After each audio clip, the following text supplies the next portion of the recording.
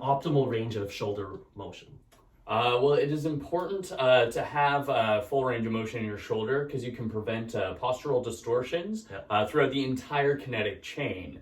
So the most common would be lumbar spine. So I'll get you to move your arm up. If you have limited mobility in your shoulder, you're going to dump into your lower back here, your lumbar spine.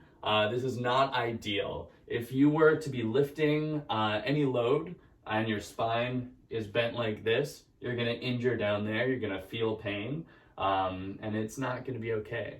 What you need to do is to have a neutral spine and develop the range of motion so that you can actually carry that load safely. So one thing to note is you can see I place my hand on my ribs. So what I do to cue myself up to test is I'll put my hand on my ribs, and as I move my hand up, if I feel these pushing into me right here, then that means I'm starting to dump and bend into my back.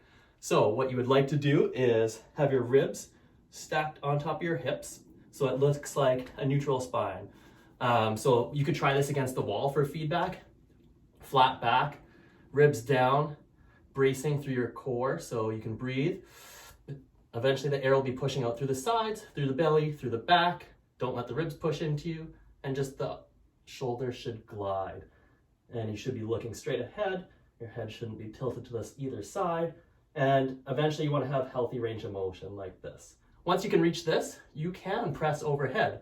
If your range of motion is here, obviously this does not look like an overhead press, but unfortunately then people dump into here and then they do it. So those are some do's and don'ts of shoulder range of motion. So get on it.